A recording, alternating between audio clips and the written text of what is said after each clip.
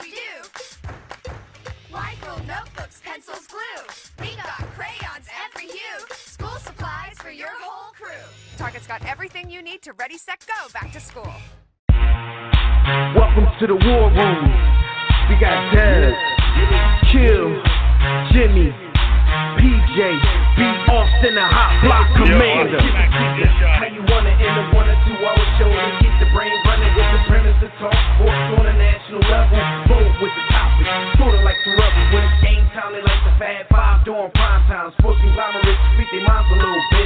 For sports medicine and sports veterans and greats. The 4th and 26th, so the war in Kuwait. It's the war room with 5 nights at the round table. 5 Philly guys, diversified and educated. Yes, sir. What up? What's good, War Room family? You are once again live in the War Room, brought to you by War Room Sports on the War Room Sports Podcast Network. I'm one of your hosts, Dev McMillan. I'm at the round table with the Generals, Jimmy the Blueprint and B. Austin. A proposed NFL boycott seems to be picking up a lot of steam, at least in the black community, but we really won't know its sincerity and its effect until the season is underway. We'll talk about that and a whole lot more, so keep it locked right here. Also, make sure you join us right now in the JW Philly Realty chat room at blogtalkradio.com/The War Room, or join us on Facebook or Twitter at War Room Sports. You can also call us directly in about 5 minutes when we open up the Digital Extreme Tech Hotline. That number is 323-410-0012.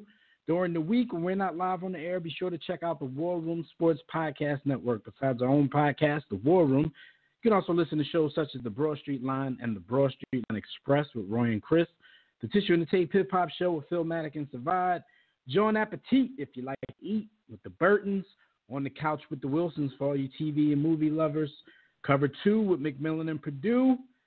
If you're a football fan, and our newest program, all about finance, networking, real estate, etc., By the Hood with Jimmy the Blueprint and Corey Camp. Just visit warroomsports.com, click the WRS Podcast Network tab, or go to our free mobile app, click the network tab there.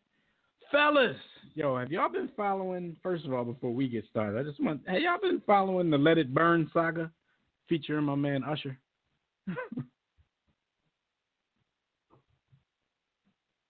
Yeah. Okay. I was about to say, y'all ain't following? No. We in the building. Yeah. Little technical difficulties, but we in the building though. Yo, man. All I can say, man, is sometimes you just gotta, in the words of Christopher Wallace, man, you guys gotta stay low and keep firing, because you can't be in the spotlight because they come for you. Well, when I saw who was accusing, I believe that he did something with the dude before he would do something with her. Yo. But see, for me, the thing is, though, the boy got a boy like Big John, though. But the one that you're talking about, actually, he came out and denied that, said that she's not his type. But she didn't even claim to have contracted herpes from him. She seems to just be jumping in because she sees an opportunity. She said, she met him, they did whatever, she tested negative, but she wants to, stand up for all women, and he exposed her to be the symbol for women, so he won't do that to people anymore. Y'all buying lying junk. No, she's lying like, yo, man. But I will say this, man. Not Usher related, but I can tell by the way some of y'all don't rock beards that y'all not good with Allah. Word to Sean Price, rest in peace. Yo, all I can say is she just wanted attention and she got it. Like, you have to know that when you do something like that, you're going to get your life memed away. You already know that social media is going to flame you, so you know that coming in. And you know what I'm saying? So she got what she wanted, man, because that's the craziest part. You're up there saying that he didn't give me anything. But the fact her is, own mom has basically come out, her mom tried to throw her an out. apology to Usher, saying that she's a bit of a liar and this and that. Whether or not he did anything with her, that's kind of helping to let him off the hook, because I didn't necessarily not believe her, that Usher did whatever, but I still saw her as an opportunist, considering she doesn't have herpes, and she was still trying to get a piece of that lawsuit. So I don't know. Des Dev said your man Ursher like the big grocery. Listen, man. From the church lady. Listen, man, I wouldn't be surprised, man. Cats take down all kinds of stuff, man. But that's either here nor there. Not everybody is chasing Wilt. Not everybody is chasing Wilt. No, not everybody's chasing Wilt, but everybody got someone on their list that they ain't proud of. Let's just say that. I hope the list never get published. If you're proud of everything on your list, I mean, you got a small list too, though. True. But with all that being said, man, what I'm more concerned with is how they're not trying to let none of our people keep their bread, man. I mean, the hunt is on. You know what I'm saying? We're to pray. They're not letting you get out of here with that bread, man. Maybe Usher tried to buy NBC. I don't know. That's exactly what happened. Shout out to LeVar Burton, too, man. LeVar Burton, hold your head. Word to Bill Cosby. I'm coming along like that. All right, listen, man. I know everybody tuned in to hear about one thing, the biggest story in sports right now. It seems like the games just aren't even going on, even though it's not a lot of games of interest going on right now. But let's get into some hot topics so we can talk about this proposed NFL boycott that seems to be picking up steam. So, Jimmy, let everybody know who Hot Topics are brought to them by. Absolutely. If your schedule is too hectic to read as much as you want, try audiobooks. Kick back and let someone else do the reading for you. All you have to do is visit Audible and sign up for your free trial at audibletrial.com. You know, get yourself some free audiobooks. And, you know, if you can't read, you can also just go to Audible and get an audiobook. You know, it's an amazing service. Everyone knows. I mean, I'm all about the book gang. So, audibletrial.com. All right, man. Jimmy is an avid Jimmy is a 52-plus book per year reader. I don't know what the percentage of that is that you actually do on audio. Reader or listener. Right. Jimmy is very difficult to keep up with. Audible. Yeah. He read more books in a year that I've probably read in my life, but it's all good. Yeah, that's because my movie game is suspect now, yo. I don't see no movies no more. It's either TV shows or books, but my movie game is suspect. I used to try to, I used to go to the movies all the time. I don't go to the movies. I don't see movies. My movie game is trash. Movies cost too much. They trying to get you for a night at the flicks. Yo, all right, man. So a night at the flicks. This whole boycott in the name of Colin Kaepernick has been picking up steam. Our own Jimmy the Blueprint, announced a couple of weeks ago that he was pretty much in line for an NFL boycott. They even have a petition calling for the boycott, and it has over 130,000 supporters. This is as of yesterday. It's a petition through change.org, and of course it's calling for the boycott if Colin Kaepernick doesn't play this season.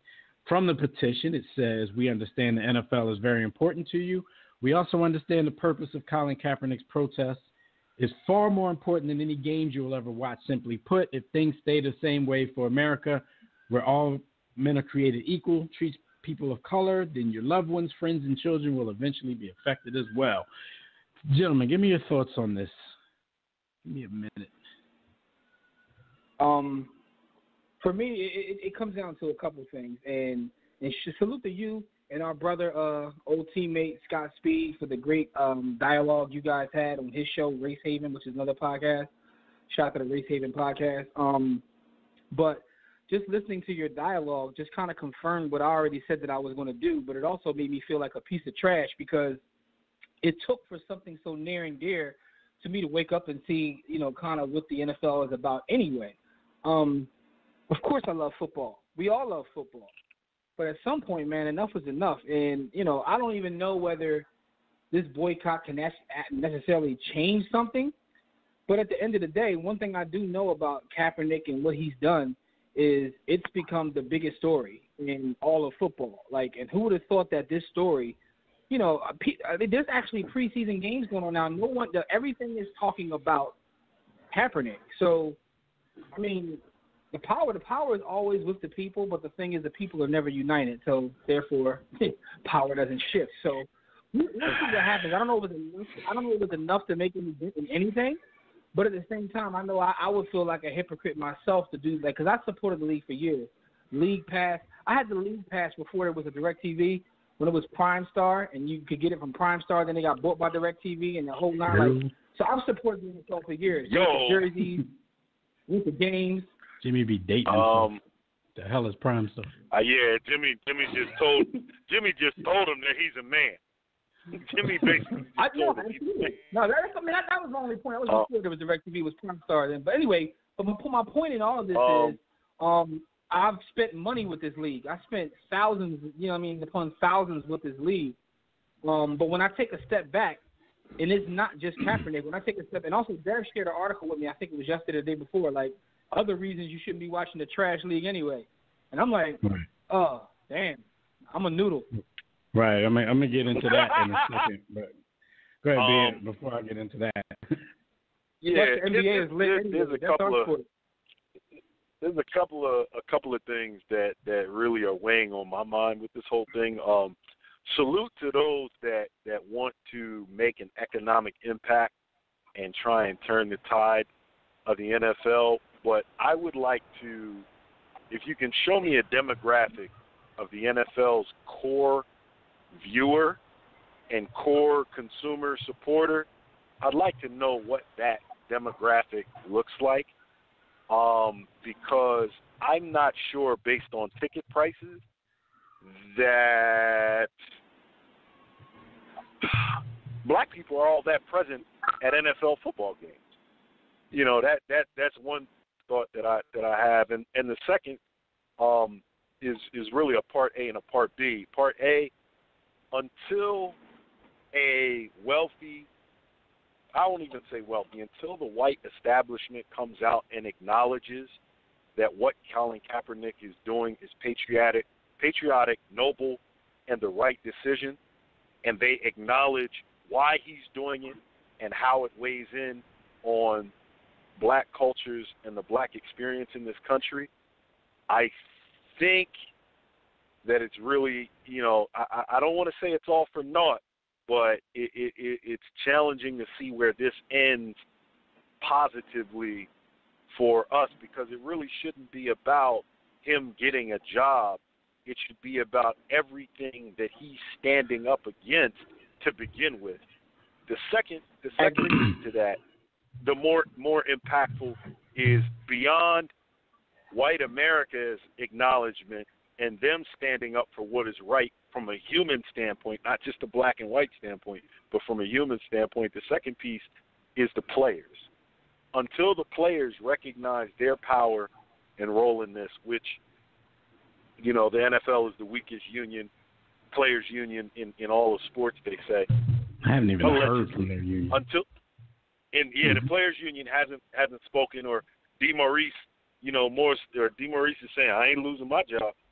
Until the players step up and take a stand united, then it shouldn't even be on the fans to come together and try and force action.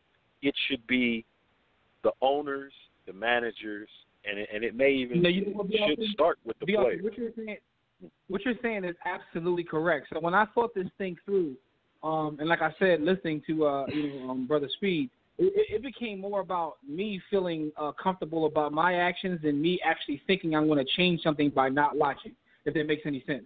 Because you are correct in saying that that makes sense. It's going to have to come from the actual players.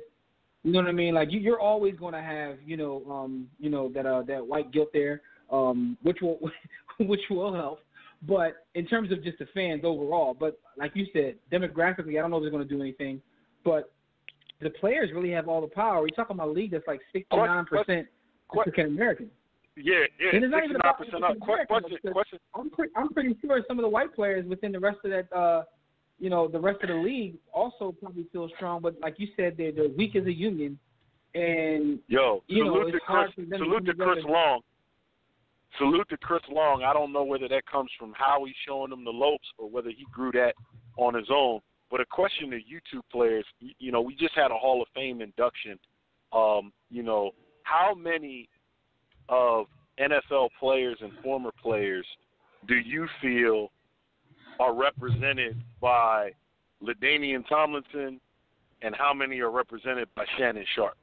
We'll get into LT. Yep. You going ahead like an hour in the show. But let me, I stepped away. How you gonna pull that off? I stepped away from the mic and my headphones for a minute, so I'm not sure if y'all already brought this up. I did hear Dr. Speed's name mentioned, but for whoever doesn't know, I was a guest on a show last week, Race Haven Radio. Shout out to Race Haven. I told that whole thing. Oh, you already told that? Well, I need to let everybody know how, because I know it affected you, and you had already kind of made your decision, Jimmy. But like when that was brought up on the show, I'm gonna let you tell exactly what Scott said. But what Scott said, what it did for me was it made a shift in me that said, you know what? It's not about like whether me not watching can affect their bottom line with everyone else on this change.org petition, but just from a personal standpoint, how I feel about watching it. So it kind of made a shift in me because it made me think, like, you know, what am I really doing here? No, and it was the same for me. And really, it wasn't even Doc Speed who said it. It was his co-host who brought it up, who is a white gentleman, by the way. He brought it up because he said he stopped watching the NFL maybe 5 years ago. And he just reminded us of everything that has already happened in the league that the NFL sweeps under the rug if you're still good enough to generate money for them. Now, we've talked about this a whole lot, you know, prior to Colin Kaepernick even being in this situation, you know, about his level of play, you know, whether he's good enough or not. We talked about that, and I think we've come to a point where Colin Kaepernick might not be seen as good enough, even though there's plenty of people signed in the league. You know, if you can look at a list and say, okay, if he's in the league, then Colin Kaepernick should be in the league. But when these NFL owners are looking at the quote-unquote risk reward, and they're looking at what Colin Kaepernick can do for their bottom line versus all of the people that they might have as constituents of their team who hate his guts right now, like they're looking at the risk reward as it not being worth it. Even though we know there were some anonymous executives in the league who basically said we wouldn't touch him because he's un-American, he's a traitor to his country, stuff of that nature. And I'm not going to say that all 32 team owners think that exact same way, but I think the range goes somewhere between that and the fact that they're thinking, well, he's not worth all the hoopla that's going to come with him. Now, Go ahead. No, what I was going to say is what's interesting about that is the same way that half of the people that are saying they're boycotting the league and we know they're lying, it works the same on both sides. So all the people say that if you sign him, I'm not going to support, they're lying too. I remember fans in Philly voting like it was like 89% to 11% that if they signed Mike Vick, they would like get rid of their season tickets and wouldn't support the Eagles. And, a couple games in, they were cheering for him. Like, right. So on both sides of the coin, like football is like such a big part of culture in America that they're both lying. So, well, Jim, I don't doubt that people would do something. I just don't know how sustainable it is. Because remember last year they did have a dip in ratings, and they really couldn't explain it other than the fact that a bunch of players were following suit and, either standing with their fists up during the national anthem, kneeling during the national anthem. That's all they had to blame it on. Whether it was that or not, that's all that they had going for it. So I think people will do something. I don't know how long. People will be out there like Pookie. NFL will be calling you. But and also so basically, I kind of agree with you. I just think people will start something. If you're a team, right? If you're a team and you sign this guy, the one thing you do know is you're going to lead off every sports center, good, bad, or indifferent. So you're actually going to draw attention to your team. You're going to become the Cowboys.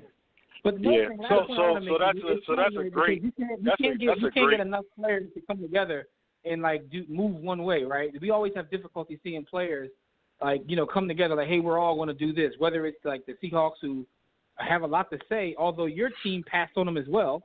But I find it interesting how all the owners are moving on one accord.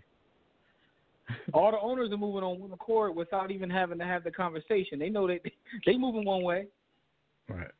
I mean, because I still think that he will get signed. You know what I'm saying? Because I always have that cliche in the back of my mind. It only takes one. But at the same time, I think a lot of these executives and a lot of these owners are afraid to be that one. Remember, I gave you guys that scenario a few weeks ago. I'm like, Ozzie Newsome could basically make a statement, about his blackness. He tried by signing him to the Ravens. But is Ozzie Newsome willing to, quote unquote, fall on that sword because the backlash is going to be just as powerful as, people from our side that's cheering him on for doing it. So, that's the question. And it's crazy because Newsome kind of like threw his owner under the bus. Like, I don't even know if he recognized that because he basically was like, yeah, he was all for it, but ownership said no. Like, and he put his owner in a bad spot. Which he should have said. And the owner trying to throw the fans under the bus. Why put yourself in a bad spot because of this dude? Yeah, the owner threw the fans under the bus. Like, well, the fans got back to me and was like, no, so everybody passing the buck.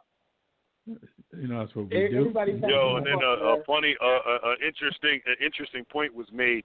Since when do the fans have a direct influence or input on player personnel decisions?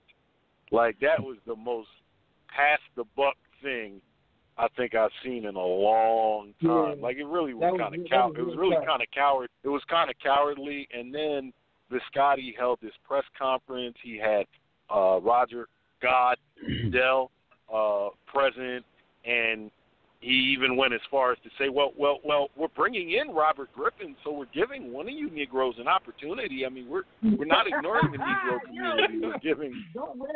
We're giving a Negro a chance to play, to come in and back up Mighty Joe Flacco. So we're giving him a position. We're helping to employ Negro, and it's just indicative. Wait, hold on. It's indicative of the entire discourse and discussion because no one in Biscotti's position and no one from that vantage point wants to have a discussion about blacks being murdered by police in the United States. And no one wants to have a discussion.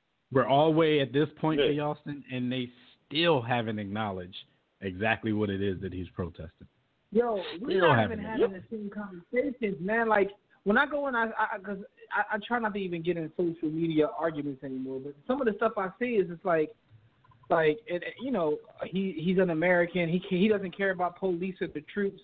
And the most recent one I saw was, how can the NFL care anything about race when they're paying 69% of the people they're paying are African American? Like, some of these things are just like so crazy. It's like we're not even having the same conversation.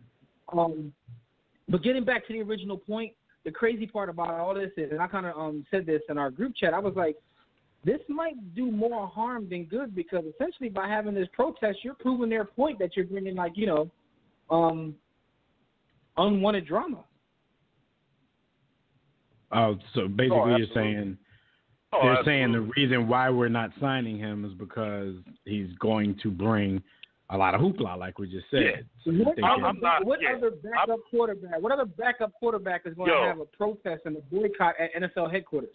So they're going to point directly to that and say, "See, Mike Vick, Dev, you got way more faith. They're protesting against You got way more faith than I do. I don't think Colin Kaepernick will ever throw a football in the NFL again.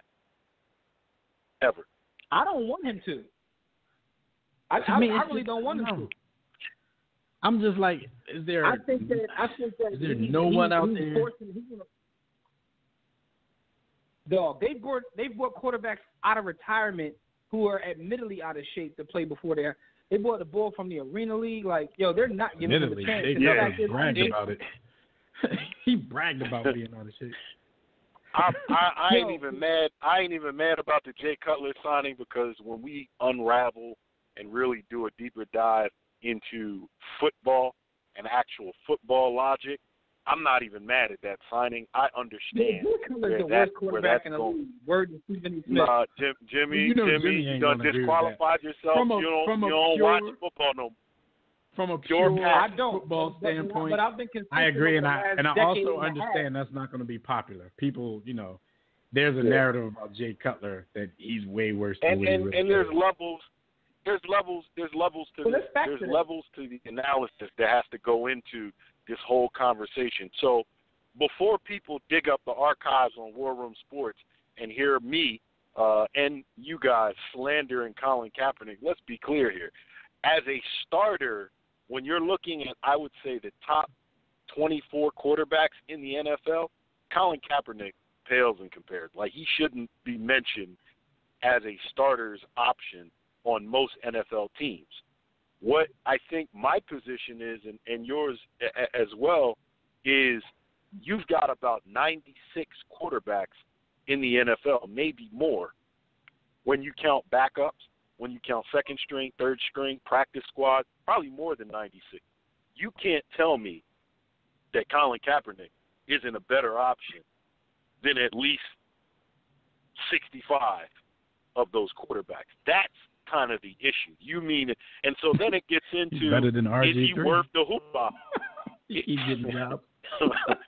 and he does come with a lot of hoopla. He comes with the hoopla, and is the hoopla worth it? So what you're really saying, really deep down, you're saying that the issue that he's championing, I don't want to have no parts of that.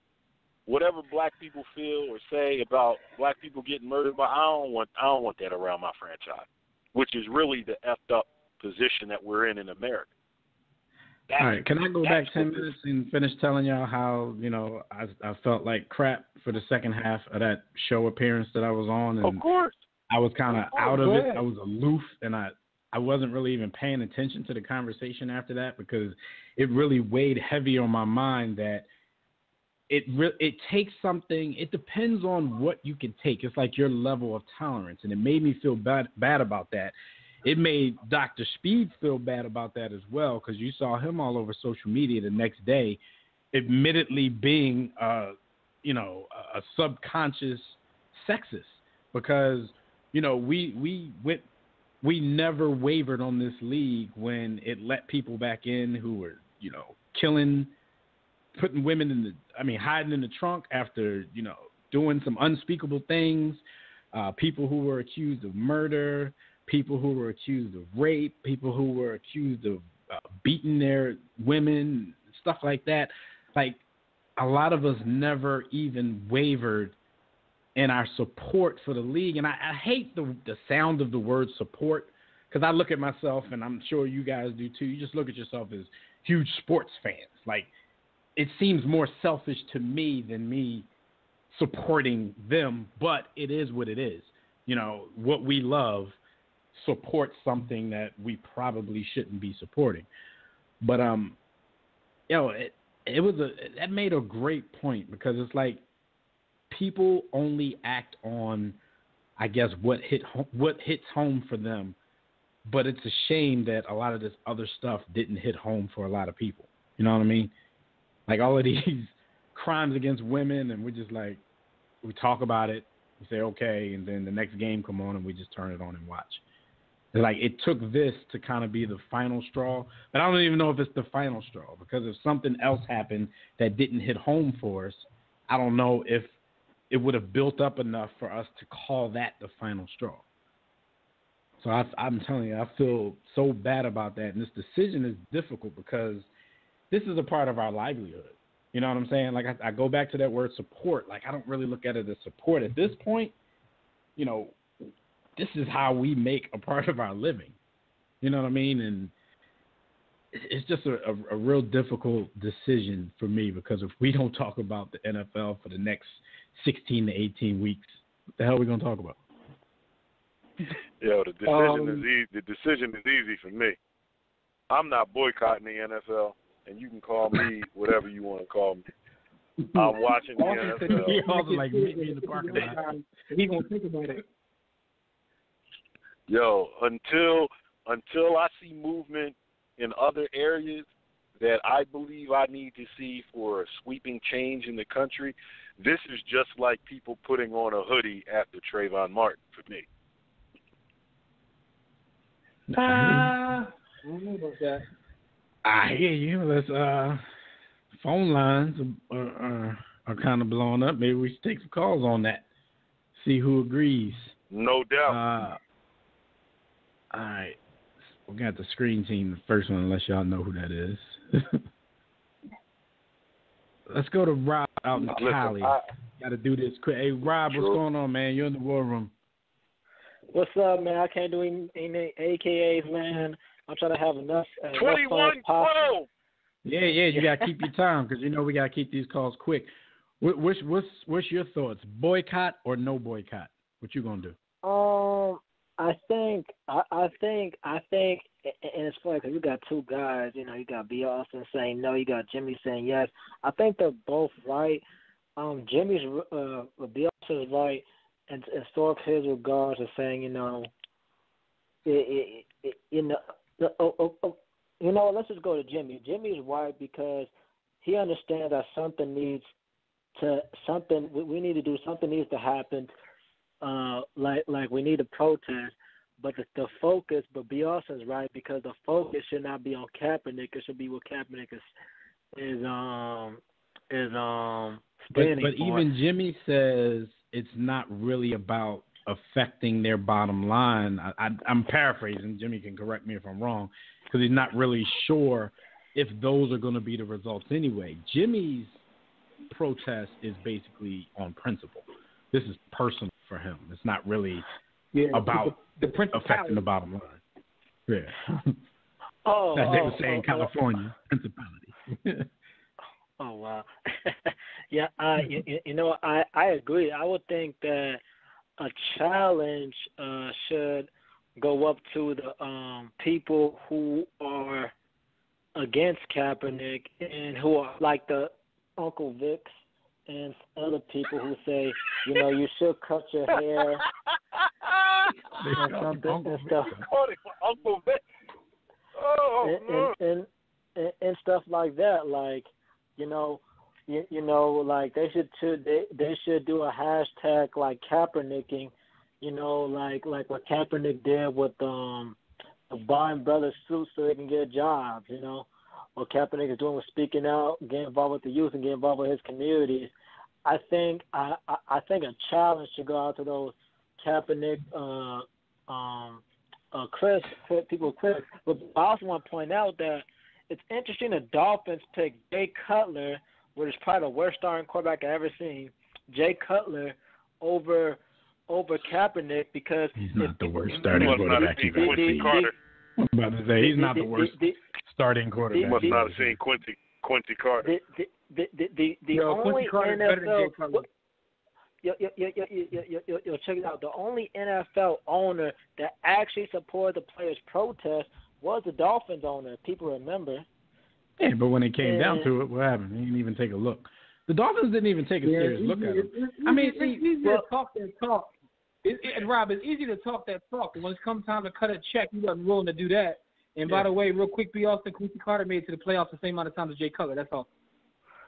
But the crazy part about this whole thing, and I will admit this, is that we're going to look sideways at every single team that signs a quarterback now. There could have been teams before Colin Kaepernick ever sat down for the national anthem who would have never looked at Colin Kaepernick had he been free. But whoever signs a quarterback, we're gonna give him all the side eye. Like, oh, you could have signed him. He's better than the dude you signed. Like, we're gonna do this for every quarterback that gets signed. I got a question for Devin and for B. Austin, because I know Devin's a big Nick Foles lover. What would happen if a song by Miracle from God, the Eagles go 7-0, and Nick Foles is Nick Foles, Carson Wentz gets hurt, and this offense is energized by a quarterback. Well, would you sign Kaepernick or take a risk with Nick Foles? I would absolutely 110% take a risk with Nick somebody Foles. who the last time he was in the Eagles uniform left the playoff field with a lead. He was a winner. Are you kidding me? Rob, don't start He that. threw an interception the first game of the first practice after getting big contact with the Rams. Yo, this dude said He's practice. You asked me as an Eagles fan. What the Rams do, I have nothing I don't to do care with what he did with the Rams. Well, I have forget all of that. Forget all of that for a second. Hold on a second. I don't understand the question. You have a guy on your roster in camp who's a backup. So somebody gets hurt and you bring someone off the street to replace the guy that you already have on your roster. He just wanted to take shots because we defended Nick Foles against his tomfoolery. We're Nick Foles lovers all of a sudden. It's because he was talking. Yeah, man, let's let it go. All I gotta say is he's not who he says he is. Insulted. I'm insulted that you wanted the Hispanic gentleman butt fumble to play before Nick Foles, and that was all California. That was all California bias on your part because Sanchez ain't better than anyone. Get Rob out messed up the call, Rob, man. Let's go to the next call, man. Yeah, great all right, call. Rob, we holler at you next week, man. Well, man. Yeah. All right, let's go to Lou from Jersey. Lou, what's going on? You're in the war room. Good evening, gentlemen. Good evening. Lou, how are you? Yeah. All right. Okay, well, just when you thought this whole thing was going to die down, and now we're planning a boycott. But do you think it's really going to even make a difference at all? I don't think it's making much of a difference. No, it won't. Yeah, we don't know how long I absolutely won't. Called in, but yeah, we kind of agree that it probably won't make that much of a difference. No. I don't know. The NFL has to do something. Black America is not the demographic that the NFL is targeting for its consumption. Correct. Like, so them boycotting. Beyond that, the NFL is so powerful. I think they can execute 24 kittens in the 50-yard line on Monday Night Football, and it still wouldn't matter. Only 24? Jim, that's the point I was about to get at. The NFL has to do something so egregious for people to turn around and say, "I'm not." I don't know how egregious it could be. Like NFL is rolling right now. Like the amount of I don't know what they could do to make any sort of difference. They come under so much controversy. They have for so many years, but yet they always find a way to rise above it. Even back when, I don't know if you're as old as I am, but of course you all remember Howard Cosell, right? Yeah. Or at least you've heard of him. Well, don't forget, he was a very controversial figure back in the 70s and 80s. He was something in football, and yet he suffered through a lot of backlash with the viewers in the league, and yet the league still thrived anyway. So controversy is nothing new to the NFL at all. Absolutely. No, not at all. I mean, Ray Caruth murdered his pregnant girlfriend, and nothing happened. I mean, it just was what it was. Ray Lewis with his wife, another incident right there. I mean, we got all kinds of. We got Ray Rice. We got Ray Lewis. We got Dante Stallworth running over Hispanic gentlemen, killing them, and he gets signed right after that. I mean, the NFL doesn't care about humanity. They care about views, ticket sales, and revenue. It's not just generate more revenue there. They don't care about humanity. Oh, the humanity. No. But yeah, they still generate more revenue than any other sport. Period. Absolutely, we love the game. Who doesn't? We love the game. And that's exactly why. I have to repeat this again. Like with Jimmy saying, with if he doesn't watch the games, it's not because he thinks he's going to make a dent in the NFL's pockets or anything like that. It's just off principle. It's strictly off principle because I think it's too popular. A lot of people just, they're just going on with their life like nothing is happening. Everybody was talking about the preseason games and stuff like that. Mm-hmm. So, I don't really know what it could possibly do. But I don't know. I think they'll always find a way to rise above, no matter what controversy strikes them. They've been through a lot. They've even been through 3 strikes, and they've still come out, on top. Yeah. Right. Yeah. Right. I mean, we also heard that they've been hiding medical information that's killing their players for over 3 decades, and they still 40 years. They still come out on years.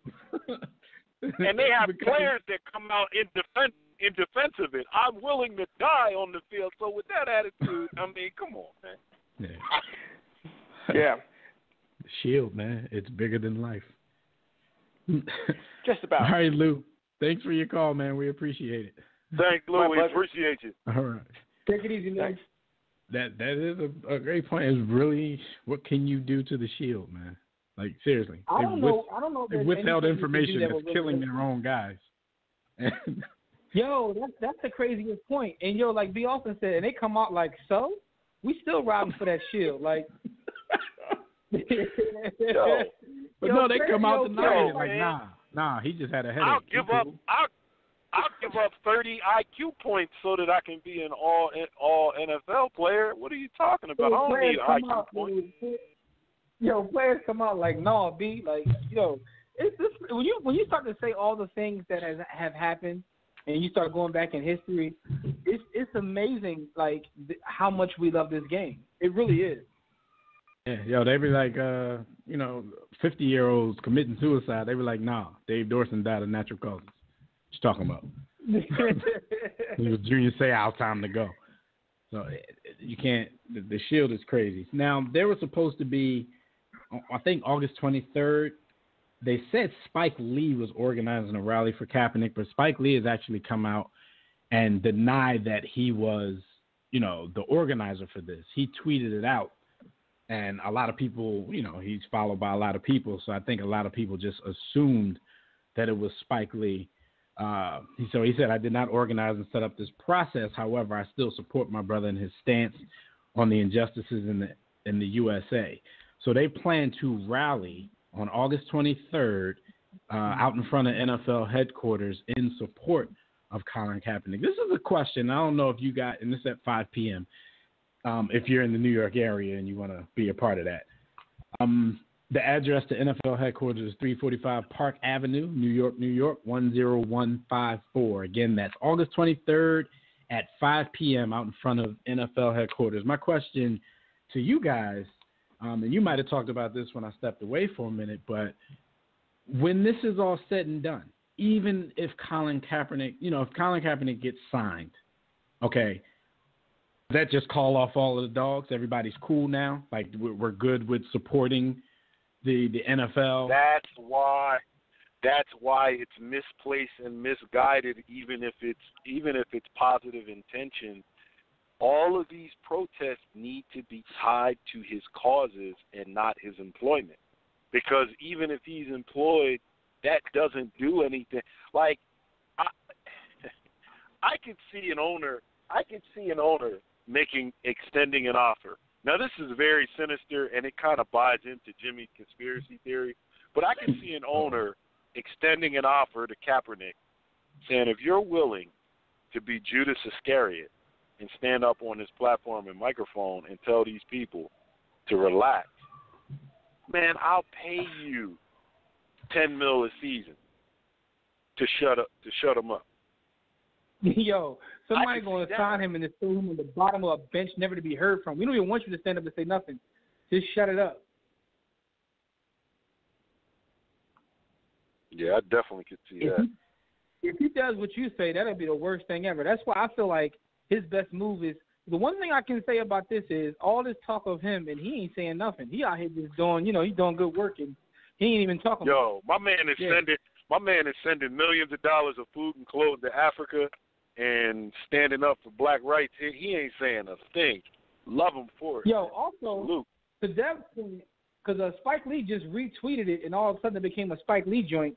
So that show you how fire his Twitter are. So, Spike, if you listen, you can tweet out our podcast link. Tweet out our podcast link. It could be yours. Your Twitter. Spike has a new podcast. All right, it's cool. Spike has a new podcast on the War Room. We'll take that. It's all good. Yeah, man. So there was also a rumor out there that Kaepernick has turned down at least one offer. People were saying that his camp was saying he doesn't want backup money. And the veteran minimum for somebody who's been in the league as long as he is like $900,000 for a season. His camp has come out and denied that. We said Kaepernick hasn't talked. He still really hasn't, but people from his camp came out and denied that he ever got to the point with any team where they were talking about numbers, and contracts. So that seems like something. And when we heard it, we talked about this yesterday off air. When we first heard it, it seemed like, okay, somebody's just trying to throw out some opposing views now just to make it seem like, because the story actually said the words, he's turning down the contract. What did they say? It was in the Daily Caller or something like that. It said to Spark, it's something. I'll find it. But it sounded suspect from the beginning. Now, I'm not of the thought that, if Colin Kaepernick and his people still thinks he's a quarterback of a certain caliber, I don't think he should just take any offer that comes. But at the same time, if that's in that instance, maybe he should say something, because the people who are out here having his back, we're just like, they can't offer Colin Kaepernick. They can't offer Colin Kaepernick. There could be some teams that he himself don't want to play for. So if that's the case, right? So I heard he should probably say something if he's not going to just accept anything. I heard the dude on Dan Patrick's show say that he blames Colin Kaepernick because Kaepernick actually opted out of a deal that would have paid him $14 million this year. So he said that basically this is his fault. He shouldn't have opted out. And it's interesting because the way he said it with so much vitriol. It's like, they're really mad at him. And that could be also his point about the demographics, because they feel like he's taken away from their game because of all the talk about him. So, like, the backlash is real. I think it's a little more than just him taking away from their game. I think that he is shining a light. He's shining a light on them, and a light on certain things that they feel they have a right to feel this way, be this way, and treat other people that way. Like it's not just the game, man. It's the vitriol that he receives on social media is crazy. Like it's like nothing I've ever seen before. Almost. It's also got to balance that out with the love he receives. I know one of the last two, Instagram posts he put up, because he don't really post as much as he used to, was like he was at his parents' house and he was showing all the support mail, and he gets love from all over the world as well. And that's the thing. He's become such an icon that all he can do is kind of ruin his brand by playing. Really, unless he's going to go out there and turn. That's a good point, because he can at this point right now he can get 50 to 100,000 per speaking engagement, and he can take 2 of those a week and clear 300, 400,000. Unless he comes back like Aaron Rodgers, all he can do is hurt his brand by playing. Unless he's going to come back like a Kaepernick that we've never seen before. He's going to have to be Aaron Rodgers, because even if he comes back and he plays a little bit better than he did before, it's like, that's what this is all about. You know what I mean? Like, right. He's best suited not to come back and to continue to do the amazing work that he's doing. And because he has support from all over the world, he's going to be remembered at the end of the day more so than a lot of guys who have superior stats and superior careers. Because, he's going to go down as an icon. He really is. Right. And the person who broke that story, fake news or not, was Christian Daytok of the Daily Caller, who basically said that he intentionally turned down a contract in order to stir up more racial media frenzy. He's saying it's not even about, him not wanting backup money. They're saying he intentionally turned it down just to keep this thing going and to stir everything up. So that's why when I read that report from the start, like it seemed suspect to me. It just seemed like somebody who was trying to throw out an opposing side to keep the people who think they have justified reasons for hating this man just to keep them on that same path of hate. So, yeah, that was suspect from the door. It didn't even sound right. But whatever. So if anybody else has any opinions on this subject, just give us a call, 323-410-0012. We're talking Colin Kaepernick and the proposed NFL boycott. Unless we get any other callers on that, though, we can move on. Jim, I have a stat of the week for you guys. And they're up to 2,000 tickets have hit the secondary market because there are thousands of seats still available for the Mayweather-McGregor clown show that's happening later in August. Like, what do you guys think of this? Like, this is supposed to be the reason they're doing this is for the greatest payday that boxing has ever seen. But at this point, with a couple of weeks left, they still have thousands of seats left. The tickets are already hitting the secondary market, which is that's kind of crazy. Like, for a Mayweather fight, the tickets are usually sold out in the building before they hit the secondary market. But these are seats that aren't sold yet that are hitting the secondary market. What do you guys attribute to this statistic? There's only so many times that you can fill a cup up with garbage pail juice and put whipped cream on it and tell them that it's a Frappuccino. So, Floyd fights have been garbage juice Frappuccinos, and that's not even me knocking Floyd's garbage juice Frappuccino. It's just Garju Frap. It's just, his fights are terrible. His fights are terrible. His opponent, the matchmaking is terrible. You're talking about his fights with real boxers, by the way. With real boxers, they're disappointing with real boxers. Now he's literally become a part of Ringling Brothers, Barnum and Faley. So this is stupid. And people know it's stupid, and people don't want to spend $4,000 on seats to be in the place to be when it's not really the place to be. They know this is insulting to their intelligence. I mean, some people are, of course. I don't even think Frank Lucas will show up at this gala. Well, the cheap seats were selling for $500. All the cheap seats have been sold out at $500 a piece. But I heard to get ringside seats is something like $10,000, and of course they're already showing up on the secondary market for more than that for a fight that's not even sold out, which is crazy. Man, that's probably I'd rather buy 3 Bitcoin. But listen though, here's the one thing I'm waiting for based upon this. I'm waiting for them to up the the racist antics and the clown show to turn up a notch. Because they realize they ain't selling the tickets they selling. So they about to start drawing this week. Watch. I know. Your man Conor gonna come out in blackface. I'm not sure. I think that Floyd is with it, but we know that Conor McGregor will smack a black woman in a news conference if it'll sell tickets. While wearing blackface. He's trying to get that payday.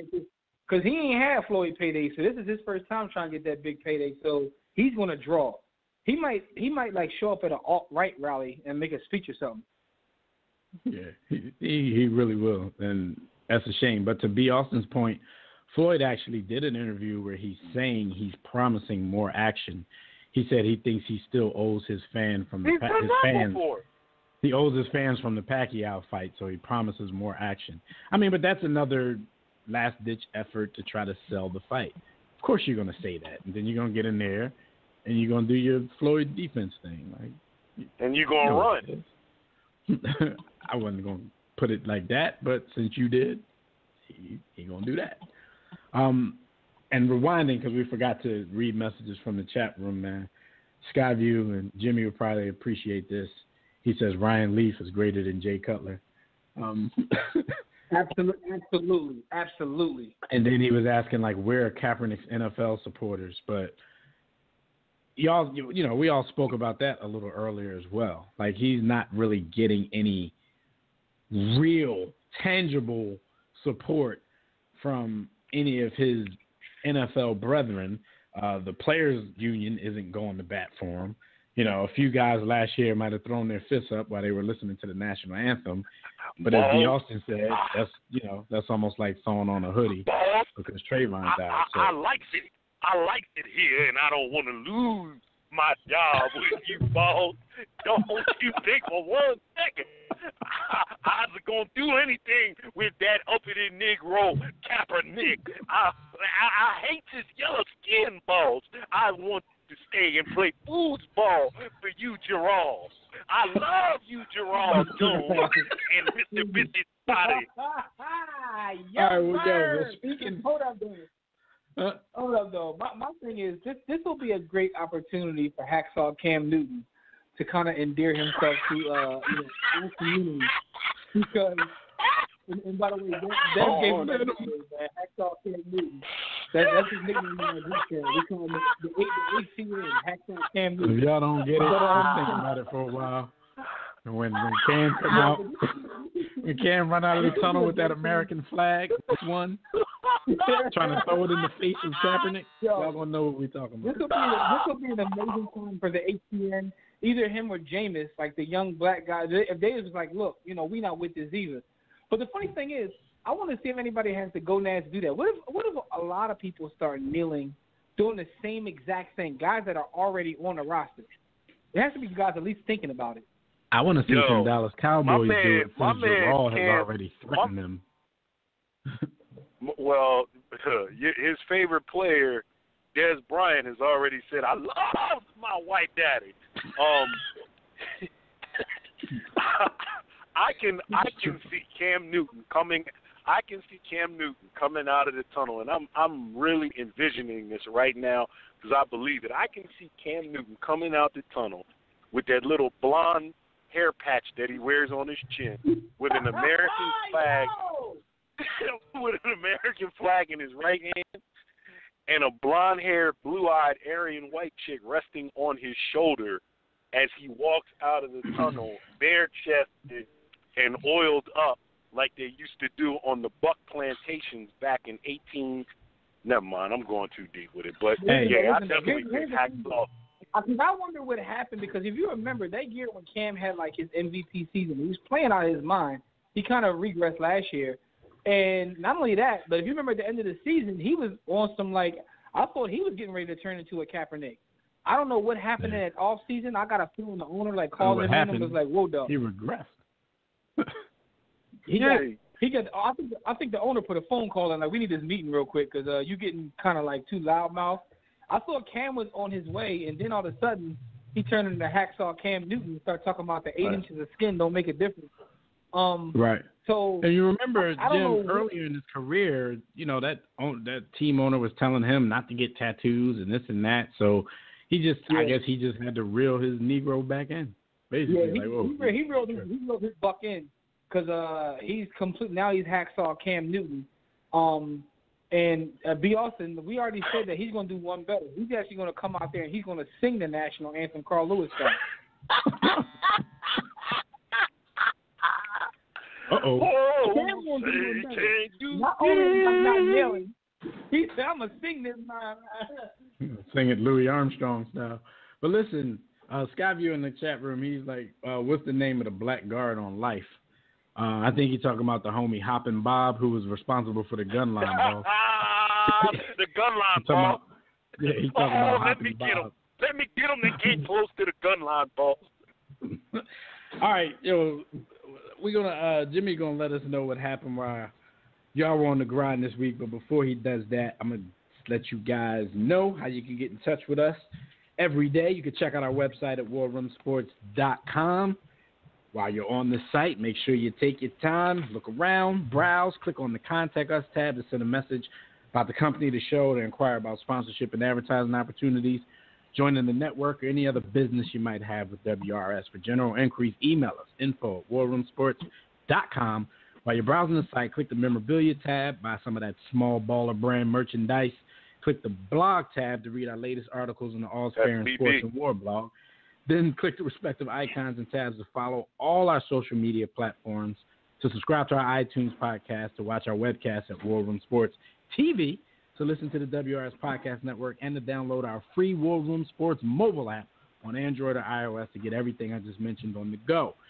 Join the JW Philly Realty chat room right now during the show at blogtalkradio.com/the War Room. To enter the chat room, just sign up for a free profile on Blog Talk Radio. If you don't have one or if you don't want to do that, you can sign in through your Facebook and Twitter accounts. And while you're there, click follow. That'll get you updates and reminders about the show every week. We'll be taking questions and reading posts from Facebook, Twitter, the chat room, and the War Room Sports Game Time group on the GroupMe app during the show. To call in and speak with us, Digital Extreme Technologies hotline is still open. That number is 323-410-0012. Press 1 when prompted, but if you're already listening from your phone, just press 1 if you want to talk. So, Jim, what the hell happened this week besides protests and proposed protests? Yes, sir. A lot of these good people are on the ground. Let me let you guys know this, that if you like a better TV experience than cable has to offer, which includes some of the most extensive sports packages offered by any service, because I'm not speaking about one particularly, you know what I'm saying, because I ain't no seller with $20. You can go to directtv.com and get you a great TV experience. Just go to directtv.com. Now, we just talked about the HCNs. But another question about Hacksaw Cam Newton is, did he come out of the closet on IG last week when he posted up some bars from Gloria Carter off of 444? Cam Newton came out of the closet long before that. Well, for those who don't know why that question is asked, there's a song called Smile on 444 in which Sean X, a.k.a. Jay-Z, talked about his mother being a lesbian woman. And at the end of said song, she gives a little poem, about how it feels to be in the closet. And I got it right here. If you want me to read it. Oh yeah, you can read those. You can read those closet bars. All right, here's the bars that Cam Newton put on his IG. Living in the shadow. Can you imagine what kind of life it is to live in the shadows? People see you as happy and free because that's what you want them to see. Living two lives, happy but not free. You live in the shadows for fear of someone hurting your family or the person you love. The world is changing and they say it's time to be free, but you live with the fear of just being me. Living in the shadow feels like a safe place to be. No harm for them, no harm for me. But life is short and it's time to be free. Love who you love because life isn't guaranteed. So in my opinion, either Cam Newton just came out of the closet last week or he's just not bright enough to know the meaning behind that song. And, it's not like it was a very deep song because they said openly what the song was about during the song. But, some people's stuff still goes over their heads when it's not really meant to be that deep. Right. Even if you're trying to apply this poem to some other aspect of life, like, first of all, Jay-Z and his new album is just too popular for you to do that. You write this down, people are going to think one thing. And, the way Cam has been dressing over the last few years and, some of the stuff he's doing with his hair and the tip of his beard and all that kind of stuff, people get to thinking. And there ain't nothing wrong with that. Here in the War Room, we've always said in that community, they need a big star like a Cam Newton, maybe like an Odell Beckham, the people that have been suspected of. Yeah, like they need somebody like that to further their cause, because I don't think people like Michael Sam did anything for their cause but to make a mockery of it. So, Cam Newton, this would be great for the gay community. But I'm not sure I was under the impression that their cause didn't need much help and was plenty far ahead of schedule as it is, and maybe one of Cam's handlers has cracked the code and they realize, listen, brother, you've messed up with the black community. The traditional NFL fan is never going to accept you. We got this new come up for you. Trust us. All right, here's my thing. How would Colin Kaepernick's protest have fared if he was fighting for gay rights? He would have had way more support earlier. They would impeach. they would have impeached dude, and he would have been president of the U.S. by now. No, real talk though, he still wouldn't have had any support from his fellow players though. They would have distanced themselves from that quicker than, even if he wouldn't have needed it. Yo, I mean, because mafia, that's man, and that's always the difference between, gay rights and civil rights. That's always the difference we try to tell. Like, you can hide that. You can hide the fact that you're a gay man or a gay woman. You can't hide the fact that you're black. So Colin Kaepernick is fighting for a black and brown cause, but a lot of black and brown people in the NFL aren't jumping to have his back. We know that, nobody in the NFL is going to jump out and say, I'm gay and Colin is fighting for me and all that kind of stuff. You can hide that. But you can't hide being a brother. But they try. Yeah, it's funny though, right? Because you see the Seahawks, right? And it's like they come off like they want to so bad, but then in the back of the line they still want to check. They be tipping the line like we ready to join, but then they start thinking about them checks, and then they still say no, boss. I'm starting to think the Seahawks are all tough. Like, they talk a lot, and it's good. It's good for somebody to speak out against the system. That's risky as well. It's a little bit risky. But they, like Jimmy said, they go right up to that line, and then they hit that U-turn. Like, nah. What they say? Watch out for the gun line, Jim, what they say on Hood Adjacent? Like, he go right up to that line and then bust a bit. I guess that's Kylie's thing for making a U-turn. They go right up to the line. They start thinking about the Maseratis and be like, nah, let me turn around. And Skyview in the chat room, he said, are we just now questioning Newton? He's like, the cat endorses Oikos yogurt. No, we questioned him, but, he's giving us reason this time. Yeah, Oikos. Cam supports man yogurt in his number. Let's move on. All right, let's move on. Hall of Famer Robert, no, I'm joking, but Robert Horry got into it at his son's basketball game. And someone had the nerve to really, go at it with future Hall of Famer Robert Horry. Robert Horry let them hang. Man. Hold on. The problem with you doing that, Jimmy, is there's a lot of people that's listening that are going to take you seriously, and they're going to be upset that you didn't stand by Robert Horry being in the Hall of Fame at 7.4 points a game and 4 rebounds. A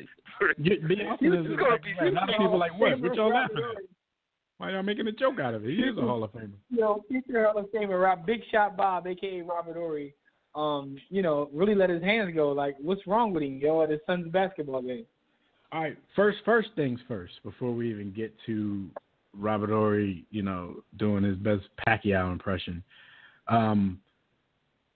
The stories tried to play it up like he was at his son's basketball league and basketball game and this and that. I looked at the picture and it looked very familiar to me because they were just balling out in a parking lot in front of something. And then I went and it said he was reportedly at the Nike 3-on-3 tournament in Los Angeles. So basically that ain't nothing but hoop it up. But they try to make it like, his son was rocking AAU or something. But that's besides the point. I'm just telling them to stop trying to, stop lying. The guy reportedly was heckling him, and he said he was heckling my son at some of his he's heckled my son at games before, which makes me think again, okay, Hoop It Up is usually a weekend thing. You probably had some earlier tournament games. Once you're in a division, you're in that division. You play everybody in your division. So you may go and look at the board and see who other people in your division is playing at that moment and go over to that court and watch that team. So I guess this dude must have been following them around, maybe because they had a good team or maybe just because he saw Robert Horry walking around with this particular team. So supposedly he saw the Hall of Famer, Robert Horry. He saw the Hall of Famer. He probably was insulted, probably said, I can take this dude. So I'm but the video shows the guy coming over and shoving Robert Horry first. And then Robert Horry, like Jimmy said, let them hands fly. after a couple swings, Robert Horry just walked away because he said, I know that I'm going to be the only loser in this situation, so I'm just going to walk away. But, the damage is probably already done. He's probably going to try to sue Robert Horry. Beloved. You already swung. Yeah. What can you do, though? I mean, is he not supposed to swing, though? Do you just come out of nowhere and shove him? Robert said where he's from. No, I ain't got no problem. I ain't got no problem with him swinging. I encourage that type of behavior. I listen to Sean Price. Yo, man, salute the Big Shot Bob, man. Keep letting them hands go, man. Don't get punked out there, man. Another story that we have to definitely Hall of Fame. That's right. We definitely got to talk about this story because this is crazy. Yo. I go by the name of Pharrell from the Neptune. I'm your pusher. Well, for those who don't know, my man has been supplying the blocks for a while. Zach Randolph was arrested in L.A. for marijuana possession with the intent to sell. This is like his most recent arrest. He was said to be a kingpin. Maybe like 5-6 years ago. In another marijuana bust. He was looking at him as being a kingpin in Indianapolis. They called him a kingpin in Indianapolis, moving at a bud. So Zach Randolph is back in the news for moving quantities of work, gentlemen. He's been finding quiet towns and tying them down his entire NBA career. The NBA is his side hustle. Let me know what I don't know how that 2010 thing. I don't know how that 2010 thing ended because when you look at the story from his arrest this week, it's never mentioned. You know what I mean? And you would think if he had these kind of charges before, that they would be all over that. I can tell you how it ended. Was it expunged from his record? He can afford the type of attorney that can make things disappear. He can afford the type of help that can make people disappear. He can afford the type of help that you need to have if you're going to invest in these type of ventures. My problem with this is twofold. Number one, first, with the system of things. Marijuana is not a Class 1 narcotic, despite how it is designated.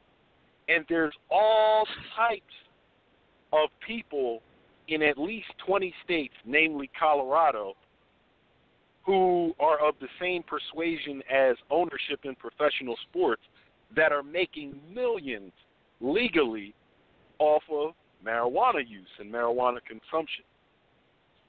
Are we now to say and act as if getting caught with marijuana or running a marijuana business is the same as any other drug? I mean, would we? It's hypocritical. It's ludicrous. It's America. Now, the other side, the flip side to that. But I got personal reasons. No. I got personal reasons why I need him to report his earnings to the government. It's just personal reasons. Go ahead. The flip side to that is, if you are an NBA millionaire, who has amassed the type of wealth of Zach Randolph, you could quite easily have a medical marijuana business legally and be making millions a year off of a legitimate enterprise. There's no need and no reason to participate in the black market. There's no reason for that now. I don't know how much you're keeping up with the NBA. Still gonna make more money that way. I've been keeping up with the NBA because I'm off NFL. So Zach Randolph is now a Sacramento King. And he just recently signed a $24 million guaranteed contract, 2 years, $24 million.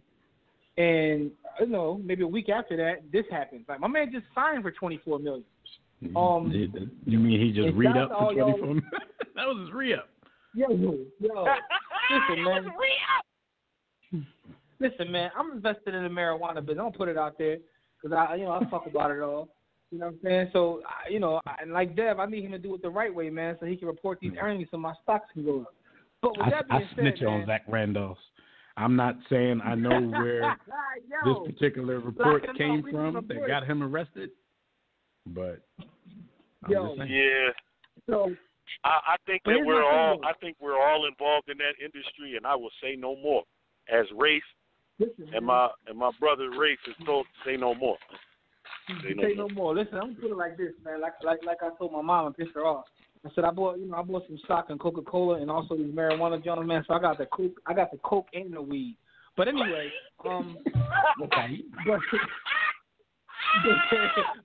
we moving Perico. All legal. Listen, here's the thing though.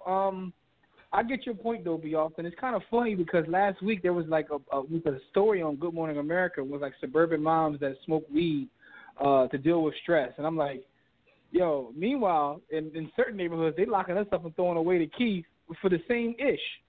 Right. So this cat's now doing like all kinds of exotic times. Smoking for the cameras. They're smoking. Yeah, these kids smoking for the cameras for a story. Good Morning America, smoking trees. Yo.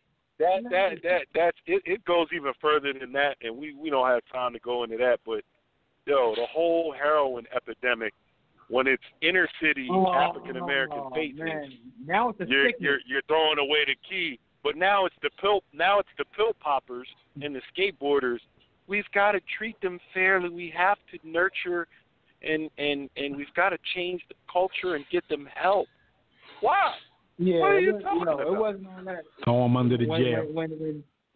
When Nicky Barnes had everybody slapping their arms, it was something different back then though. But that's neither here nor there, man. Bottom line is, Blue Magic with that fire. Shout out to Zach Randolph. He's good for the culture, man, because he's one of them dudes in the NBA that when he acts like a goon, like everybody believes him. So he really out here, man. Salute to Zach Randolph. Man. Zach Randolph definitely listens. Zach Randolph definitely listens to Sean Price. You know what probably happened back in 2010? I think his homie might have just taken the rap because the Cadillac Escalade back in 2010 that they found all of the ammunition and the marijuana and that was registered to Zach Randolph, his friend Arthur Boyd was pulled over in it. So, whoever Zach probably had running for him, he probably took the whole rap. Zach probably made sure when he comes out, he's good. Yeah, so that might have been what happened. Shout out the wingmen who play their position as the fall guys. Salute to push the ton. Real quick, I gotta ask you guys a question. Because Mark Cuban actually was the one that came out and said this. Speaking of the NBA, he said with the whole Kaepernick situation, if this was in the NBA, he would have had a job already. Do you guys agree with that? Yeah. I don't know if he would have had a job, but I think it may be a little bit easier because the NBA has a way of endearing itself to both, black and urban culture, which is actually to the detriment of black culture because black culture is an urban culture, but that's a whole nother conversation as well. I think they're more accepting of protests like this now, but I also think that your upper echelon players, of which Colin Kaepernick would not be an upper echelon player, they pay less attention to the league and more attention to their personal brand and corporate relationships, which is why you don't see a lot of activism amongst your LeBrons and Kyries and Kevin Durant's because they don't want. I think LeBron, even though some would say it's kind of planned out, I think LeBron has been one of the biggest activists we've had in the NBA. In terms of putting in work in the community, in terms of standing for stuff, I think he actually has. And the NBA has salute to my brother Dev who gave us a gem a while back. If you ain't taking no risks, is it really activism? I mean, you can say that, but at the same time, he took risks, and there's always risks. I was about to say, it actually does depend on what you're talking about, because Jimmy just basically labeled a different kind of activism, like where you're giving back and you're doing that kind of stuff. I mean, that doesn't take risks. That just takes caring, I guess. But as far as the stuff like the Trayvon thing, like I didn't think LeBron or anybody else did much that was risky in that situation. Like taking a photo in your locker room with that's cute, but there was no risk whatsoever. I guess for me, like when I read Dr. Carlos's book, it kind of changed my opinion on that a little bit because he talked about even at the time when they raised their fist in that iconic picture. That's exactly what everybody said.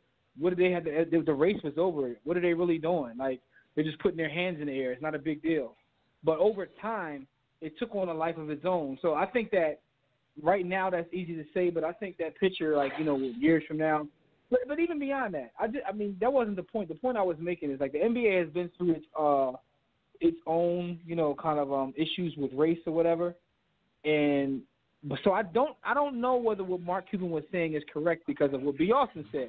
He wouldn't be considered an upper echelon player in the NBA. Well, Jim, if you're doing I think Mark Cuban could be getting his Miami Dolphin on a little bit. It's easy to say when you don't think it's going to come around to you. You know what I mean? Because the comparison I would make in terms of a skill set, and also, if you try to make the comparison between him and someone else, would be like a Craig Hodges. Craig Hodges was really about that life. Craig Hodges was in the communities. Craig Hodges spoke out. Craig Hodges went as far to go to the White House and hand the president a letter like, "Yo, this is what you got to do, boss." And they got him right up out of it. Yeah, they got him right up out of there. Yeah, and they got Mahmoud up out of there too, and nobody did anything about that. So I don't know about the current NBA, but I still think some Dolphin Wolf tickets. You know what I'm saying? You it's easy to say that. Even when those players were wearing the "I Can't Breathe" T-shirts, like that was saying something. Like, I mean, that was definitely saying something because first of all, that wasn't sanctioned NBA gear that they were supposed to be wearing at that time. So, I definitely don't knock that. The most powerful protest I've ever seen in sports is when the Clippers put their laundry in the middle of the floor. Let me stop. Because they were dealing with racism too. What has he done? Can you tell me? Big Magic Johnson, what has he done? Well, he's a business person. He's got AIDS. Did he do any business? Did he help it? Anytime we get an opportunity. They got him out of there, Jim. They got him out of there with a $2 billion check. So that don't count. Yo, my man left. You didn't lose your team. You were just forced to sell it for $2 billion. Take this. That's what I'm saying. You were just forced to sell it. You came out on top of this whole thing. My man been discriminated in housing for 30 years before that. Yeah, it was time to cash out anyway. Probably was going to sell it anyway in the next 2 years. Yeah, he probably been spending that on young girls ever since. Like young girls over there probably coming up like crazy. It's all kinds of IG models that he's paying for. He's paying for surgeries for with that NBA money. Anyway, let's get back to the National Football League. Let's talk about the Giants coach Ben McAdoo, not to be confused with Bob McAdoo. He was excited that his Giants didn't make the paper this offseason. He was very proud of his players for staying out of legal trouble, so he decided to gift all of his players. And what did he give them? A pair of $170 Jordan 4s. He said, "Hey, guys, great job for staying out of trouble. Here's some Jordans to show you how much I appreciate it." Yo, some people we talked to were okay with this. This was very, very insulting to me. Like, you're treating us like we're supposed to be criminals. And no matter the reputation that the NFL may have, if you count the number of players in the league versus the number of players that actually get in trouble, it looks like a lot when you see 21 mugshots during an off season, but that's 21 of how many players? Like, you got to do the math on that and not let the sensationalism of the stories drive your opinion. When all of those people, it's like, it was really a slap in the face for me to hear this, man. You guys didn't get arrested during the off season, so I'm going to buy you all a gift. What kind of, come on, man. Did y'all brothers have a problem with this? Well, first off, shout out to the boy Miz because he's a Giants fan, so I think that would have something to do with his analysis of the situation. But also, he's not the only one. He's not even the only one I've heard say that. Although a lot of them were Giants fans. But I think that the problem that I see with it is our expectations of each other. It's like everybody kept telling me, man, you know how many people get in trouble? That's like a good thing. I'm not saying that it's not good, but why are we celebrating? It's sort of like we say in the show, like, don't accept mediocrity. Like, why aren't we raising the bar? Because that's where we're at now. We're at a point where we're celebrating not getting arrested as opposed to knowing that we shouldn't be getting arrested anyway. I mean, that's my whole thing. My whole thing is, like, as a culture overall, let's raise the bar. Let's stop accepting the fact that it's a good thing. Hey, it's like when my analogy was when you see a dude like take a picture with his son, they be like, "Oh, he's such a good dad. You're there for your kids." Ain't he supposed to be? And furthermore, because he took a picture with him and put it on IG, that makes him a good dad. And he's like the worst cop in the world. I'm about to say they're usually the ones. They're usually the ones. On their one visit a month. I think you both captured my sentiments on this, but man, when we talk about white supremacy in this country and its impact, which trickles down, of course, to what we do, which is sports, and let's face it, the two dominant sports in the United States of America are dominated by African American or black athletes. You always come in contact with the dominant culture's perception of who and what black masculinity is. The saddest thing is that we, as black people, buy into what other people's narratives have been about us and about black masculinity. We always buy into it. So I'm never shocked when I hear things like this occur. I'm never shocked. I'm not even disappointed in the Giants team owner. My disappointment is purely based on the responses of players and black people that don't understand why this is insulting to them. So well, yeah, I don't know if these stories just haven't come out, but I haven't heard any Giants players who had any problems with it. Like I'm reading quotes now, and Jay Bromley, he's a defensive tackle for the team. He said we did what we're supposed to. So when I read that, I thought maybe he was going to go another way. But then he said we stayed off the ticker. We kept the main thing, as Coach McAdoo likes to say, and we got rewarded for it, like any parent does. What? When your children do what they're supposed to do, they get rewarded for it. This is what he said. He said, Coach McAdoo is fly sometimes. He has some J's on, so he decided to show us some love and get us all a pair of J's. I didn't have those yet, so I'm definitely grateful for it and look forward to rocking it. This dude said, he said, when your children do what they're supposed to do, they get rewarded for it. Yeah. Come on. Let's not. I know where I know where your perspective is and where you're coming from, but I'm going to even extend to Coach McAdoo. I'm going to extend the benefit of the doubt in saying I don't believe his intentions were disrespectful, but the canvas has been painted and the context has been set throughout history as to what this really is and how it should and can be perceived.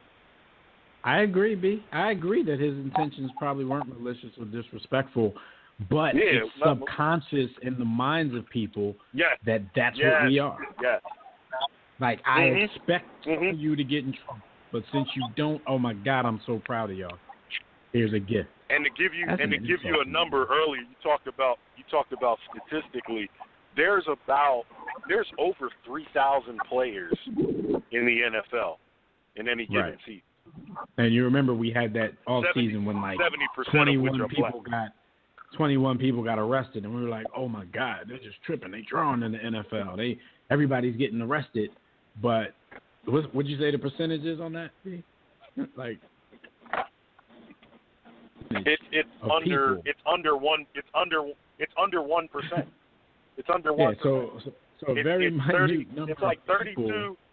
It's like 3,200 players.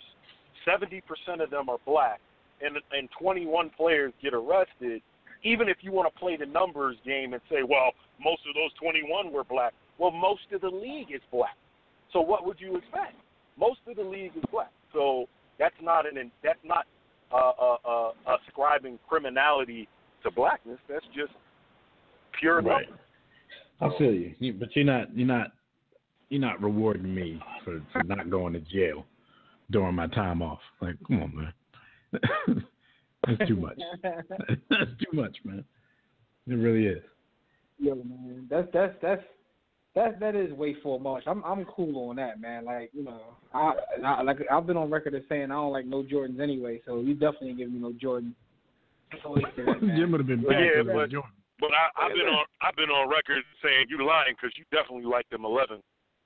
Shame the devil and tell that truth. No, I told that truth. It's actually written in Sports the Book, by the way. It's actually in the book, so it's documented that the one pair of Jordans that I like are the red and black 11s, and those joints are so fire that even me as a hater can't even say nothing about them. Because that was the joint for the patent leather and the red and black. When I first saw them, I said, "Yo, woo! I don't like bull, but they fine." Anyway, man, Dev, let's get some birthday shots before we move on, good brother. All right, somebody get their screen team on while I shout out these birthdays. Birthdays, of course, are brought to you by Digital Extreme Technology. Do you or your business need a custom website? Well, for dynamic, professional, and most of all, affordable custom website solutions, you need Digital Extreme Technologies. No need to break the bank for an effective online presence. Top quality, results-driven websites at incredibly affordable prices. And yes, financing options are available. So visit digitalextremetech.com or call 267-205-4203. And for discounted rates, be sure to let them know that the guys from War Room Sports sent you. My birthday, yay! All right. Having a birthday, Gino Torretta. He turns 47. And we old if Gino Torretta is 47 years old. Riddick Bowe, former heavyweight champion of the world. He's 50. Shout out to him. John Starks. He's 52. One of Michael Jordan's favorite punching bags. But John Starks got that poster. Might try to act like he wasn't in it, but John Starks got that poster. If you were a WWF, and yes, I didn't say E, I said a WWF wrestling fan back in the day, you know who this next guy is. Tugboat turned 61 years old. Shout out to Tugboat and Hacksaw Cam Newton. And rest in peace, shout out to Red Holzman. He was born August 10th, 1920. Died on November 13th, 1998. We'd like to give a nice big War Room salute to all of these folks on their birthdays. My birthday, yay! All right, and real quick, you guys can check out our website, warroomsports.com. But if you want to call in and speak with us about any of today's topics, dial the Digital Extreme Tech hotline. That number is 323-410-0012. Press 1 when prompted. If you're already listening from your phone, just press 1 if you want to talk. But before we get into some more hot topics, man, we got to go to the phone lines because we got the homie on here, man. We got the mayor calling in from NYC. Peace. What's up, Mayor? You in the War Room, good brother. Peace, man. What's going on? Long time, man. But it don't stop, though. No doubt. Oh, yeah. I got my birthday is Sunday, so I just wanted to put that out there. I like that. No, it's my birthday. Shout out to the mayor. Shout out to the mayor on his birthday. I'm right behind you, man. I'm on the 19th. I'm going to be 51 August 13th, so that's what it is. But, yeah, I just wanted to chime in a little bit, man, on the Colin Kaepernick thing. And as of 4 o'clock today, I totally turned around. I was in the corner of Kaepernick on the boycott thing, but I'm hearing that he's turning down opportunities because he doesn't want to be a backup. So we heard that, but his camp did say that report wasn't true. So I'm not really, I'm not 100% sure if he did in his camp, but they didn't name this person, said that wasn't true. But go ahead. Okay, yeah, because I felt kind of crazy, man, because I didn't want to talk about the NFL. I didn't want to talk about my Bucks. I didn't want to talk about anything. But when I heard that, I'm like, well, damn, what am I doing? Now I'm just crazy. But, again, it is what it is. But I'm glad to be back in the building with my War Room Sports crew, man. And I just feel like, Kaepernick is getting, the short end of the stick, however you want to slice it, because there's no way you're going to tell me that there's 65, 67, 75 quarterbacks that are better than this guy, okay? Regardless of how you like to tell me what he did the last 2 years, the last 3 years. What did he do last year? That would be my question. And 16-4 sounds real good to me. 16 touchdowns to 4 interceptions sounds real good to me. So, I mean, he could be useful somewhere. Go ahead. I'm sorry. No, I was saying his touchdown ratio is better than 2-to-1. It's actually, what is that? It's a 3-to-1 touchdown to interception ratio, which is kind of a measuring stick in the NFL. It's 4-to-1, man. It's 4-to-1. 4-to-1. Oh. Yeah. So you mean to tell me out of 32 teams in the league, nobody could use that? You know what I'm saying? So I just feel like, man, I'm on his side. I'm on his side, definitely. And, we'll try to make that rally even, man, on the 23rd. You know what I mean? So show people that, he does have support. But, again, like I said, I heard that little report, man. I was bugging. I was like, wow. You know what I mean? Right, am I cutting off my note? When we talked about that, Mayor, what I thought should happen, Kaepernick needs to come out and say something because he's been kind of quiet. So the people that supporting him really don't, we don't know where he stands. You know what I mean? So if he just come out with a little statement, let us know where he stands, then, you could be full on with your support. So that's what I would hope that he does, so we don't have to hear rumors and then hear his candidates sell rumors. Let that man go. I feel like his actions. I feel like his actions are speaking. And, let me also say this. Is it wrong for him to not want to accept a backup salary? Is it wrong for him to say, no, I'm not going to play for league minimum? Is that the wrong thing? No, but B, that's why I'm saying if that is the case, then he needs to say something, though, because the people out here who are going to bat for him is just, we're like every team who doesn't sign him, we're on that team's head. But if there's a case like, okay, they only wanted to sign him for a backup salary and we know he's not down for that, then at least, we don't have to kill every team that doesn't sign him. Right. That's right. The problems that he's facing, the problems that he's causing, rather, for ownership, if there was a team that actually made him an offer, they would have leaked that by now. The owners would have leaked that.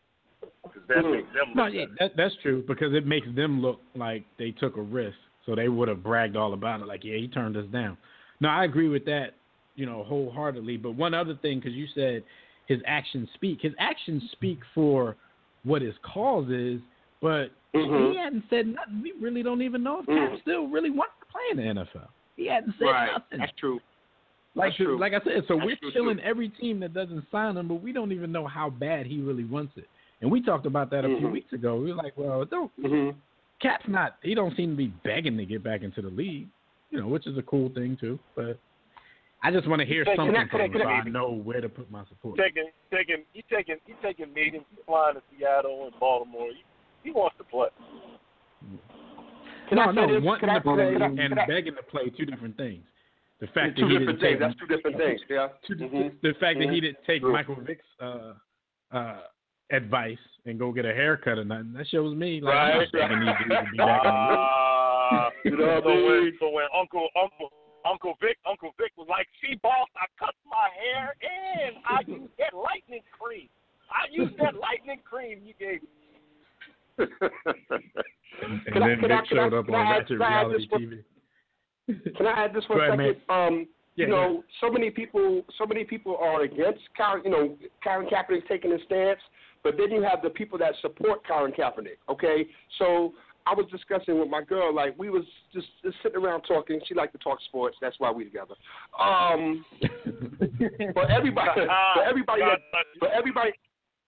that's gonna turn that back on whatever team decides to go out on that limb and sign him, there's going to be another pocket of fans that might be new fans because They ain't going to go with the team that took the chance. You understand what I'm saying? If the Miami Dolphins would have said, hey, we're going to go ahead and sign you, okay, people would have been mad. I'm not messing with the Dolphins no more, whatever the case may be. But then you'll have some people that say, hey, I'm a Dolphins fan now. They signed Colin Kaepernick. So, I mean, I just wanted to put that out there like that. Really, that came from her. So shout out to my girl Tracy. It is what it is. But I'm mad because she thought about it and I didn't. But it is what it is. But yeah, man, I think Colin Kaepernick. I think Colin Kaepernick needs and deserves a job, man. And I'm not mad at him for not begging. You know what I mean? But I'm also, like you said, man. Where is Colin Kaepernick at with this? Are we just, are we supporting this dude blindly? What's going on? Right. Let us know so we know where to place our support. So, that's right. If you're saying, look, man, I'm willing to take any offer right now, then we can keep killing every team who don't sign you. But if you're not willing to take every offer, then, we might have to switch some things up. Hey, but Mayor, before you go, man, let everybody know where they can hear you. We got to get you back on the network, man. So hit me offline, and we'll talk about that. But let everybody know behind what's the scenes. All right. Listen, man, I've been spreading myself around, man. I'm all over the place now. Mondays, I'm on Now Trending. They're syndicated out of Miami, Miami247.tv stand up. I'm on there Mondays from 5 to 5:30. Then Monday night I have my show, What About That Game, on California Radio from 8 to 9 p.m. It's a call-in joint, 323-870-3950. Call and chop it up with the mayor. Then Tuesday it's the Mothership, After Further Review 2.0, a.k.a. the Sideline Pass, live and direct on the Action VR Network from 8 to 10 p.m. All right, 954-246-0390 is the number. And get at me, at RFDesk on Twitter, left-handed. You already know the deal, man. After Further Review on Facebook. And, yeah, Dev, get at me behind the scenes, man, because we got to talk. And big up to my War Room Sports crew, man. And I'll have a drink for y'all, man, over the weekend. Y'all be peace. All right, I'm man. still here, though, listening. Shout out. Happy Born Day. Hardest working man in sports right there. Hardest working man in sports, boy. The mayor. All right, that's what's up. All right, so where we at? Jimmy's about to take us into some more hot topics, man. Let's do that real quick. Yes, sir. These hot topics are brought to you by Sports the Book. If you're tired of reading the same old sports books with a sports list like the 50 greatest black players of all time and stuff like that, what you gotta do is pick up Sports the Book. Smart people only read the sports. You can do that at sportsthebook.com or at sports.com. Man. All right. It's time to get into these hot topics. First thing I gotta bring up is B. Austin's homie, and that's LT. And I have to say LaDainian Tomlinson because I see a lot of people thought that I hate that nickname. I was talking about Lawrence Hill. But anyway, LT got into the Hall of Fame, and he made a speech about how he's bringing two races together under the name Tomlinson. But the funny thing is, my man said he was mixed. Yo, LaDainian Tomlinson said he was mixed, yo. Listen, man. I'm going to go. Let me read these quotes because we didn't get the soundbite. We were trying to get the soundbite. This dude said, and his intentions, like he was trying to be the guy in his Hall of Fame speech to bring everybody together, say we don't need all this hate, we're blah, blah, blah. But come on, some things you can't say, man. He said, the family legacy that began in such a cruel way has given birth to generations of successful, caring Tomlinsons. I firmly believe that God chose me to help bring two races together under one last name, Tomlinson. I'm of mixed race, and I represent America. My story is America's story. All of our ancestors, unless we're American Indian, came from another country, another culture. Football is a microcosm of America. All races, religions, and creeds living, playing, competing side by side. On America's team, let's not choose to be against one another. Let's choose to be for one another. My great-great-grandfather had no choice. We have one. I pray we dedicate ourselves to be the best team we can be, working and living together, representing the highest ideas of mankind, leading the way for all nations to follow, blah, blah, blah, blah, blah, blah. And he ended that joint by hitting an Obama and saying, yes, we can. That joint look good on paper, but he has no delivery, yo. My man is straight to journal. He's like Diddy. He has no delivery.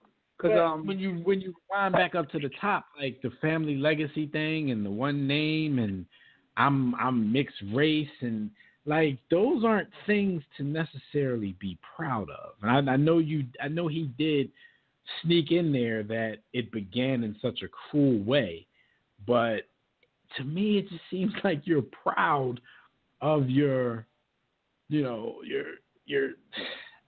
even know how to put this. You're proud of your oppressor. You're proud of your oppressor. You're proud of the legacy. You're being proud that your great grandmother got raped. That's what you're proud of. And now you're accepting the fact that we're all mixed with something because our great grandmothers got raped. I just don't. This just didn't come off right to me. I see what he was trying to do, but maybe he could have left out the whole personal thing. He could have said the whole second paragraph. Let's not go against one another. Let's be for one another. Yo, you could have said all that. Can't we just get along? He's like celebrating his slave lineage. I don't get that. A couple of things happened in the span of that speech. Number one, there's this thing that happens with wealthy and even middle class black people in America.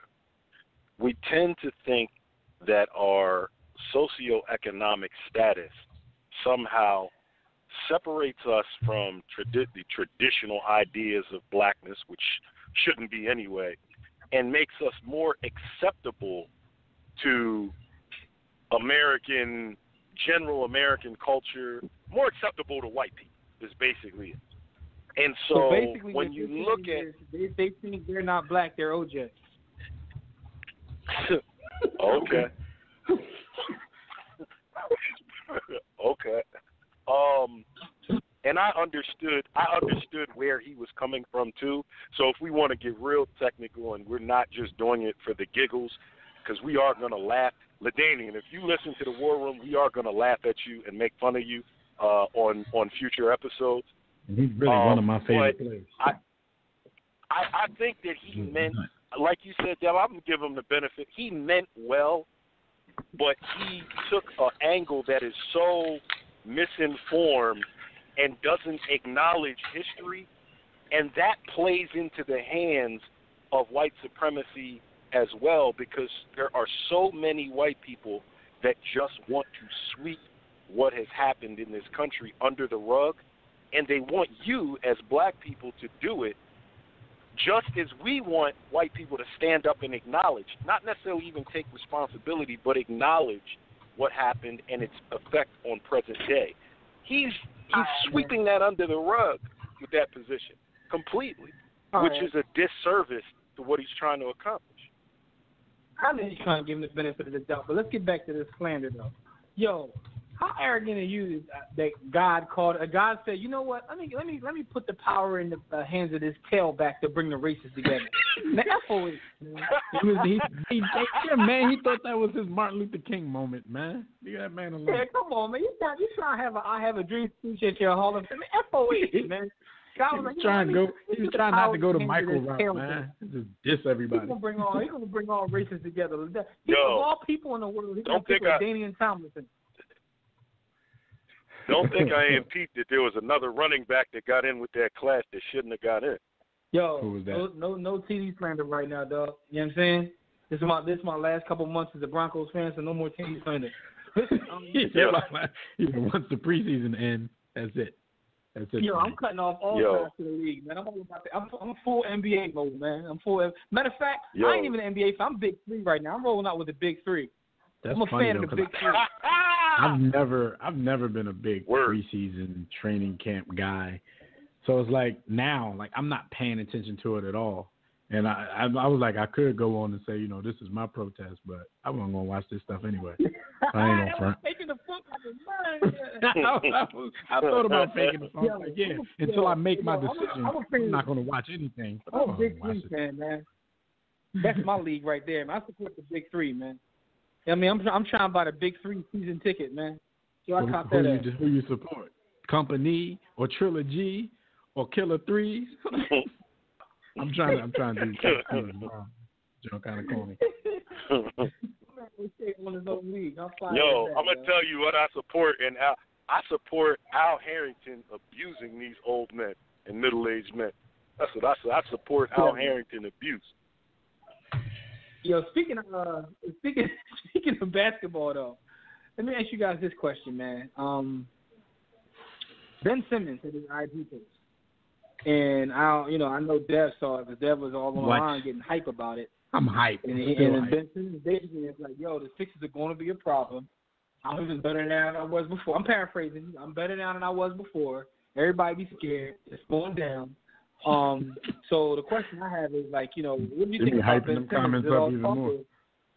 Yo, I got Jimmy, I'm gonna give you a quote. I'm gonna give you a quotable from a Hotep enlightened Sixers fan. I think Ben Simmons' melanin is activated. I think his melanin is activated, yo. Yo, my man is talking that talk, and the Sixers, man, it's funny to see all this hype without them ever being on the court together. They even got a primetime Christmas game already. Yo, and they got a primetime Christmas game, and they have a game in London. Yo, I think it's against the Knicks. There's only one way to go from here because the hype is real. So I don't think the win-loss record. I don't even think the league cares about that. I just think they think that they're going to be exciting no matter what their record is. So we're going to put them on TV. Like the Timberwolves were. Let me read the quote real quick. It's a short one. Like the Timberwolves, like the Clippers back in the day. Said roughly a year since I arrived in Philly, and some think I've stayed the same. I've had a year to learn, experience, and develop my game to the point where I'm ready to grab this upcoming season by the throat. Looking back now, I would have killed the old me on the court. Philly, it's going to be a scary sight. Let's go. You almost went out and bought it. Well, my son already got a Ben Simmons jersey, but I was hyped when I read that. Okay, and then a lot of people had to rain on his parade. Oh, get on the court first. Stay on the court. I mean, but he really, if you think about what he actually said, like he didn't call out anybody else. He didn't go LeVar Ball on anybody. He said, I would have killed the old me on the court. He kept it respectful. He That's kept like it me man right now. So like the old me would kill the new me. Cat still got mad. You can't diss yourself these days. He be-rabbited himself, and everybody got upset. Get on the court first. Blah, blah, blah. Yo, Jimmy. They was like, yo, stop dissing yourself, man. Yo, like, what's your response? You ain't better than you. Ain't better than you. You ain't better than you. The old you would have beat the new you. Like, what's the argument? What's the counter argument to that? Stop trying to be brand new. The old you. Get on the court first, so you probably, I guess you're saying you didn't think he was that good in the first place. So why can't he be better than the old? Yeah, I hate people, always rain on somebody's parade, man. But all I know is the light-skinned brother. The light-skinned brother got some activated melanin. I see you, Ben. I see you. Yo, all I want to, I gotta get B. Austin's opinion on this. We got a couple minutes left, but we got to bring some track and field in there just to appease B. Austin. So Justin Gatlin defeated Usain Bolt in the final 100-meter race of his career. But then after that, he bowed down to him on the track. So is Bolt the greatest track athlete of all time? Okay. He is the greatest that I have seen. I'm gonna take the basketball route that y'all use. Some of y'all use. Jimmy, I've seen you use this with Mike. So I think Mike is the greatest, period. I don't care what I've seen, what I haven't seen is Mike.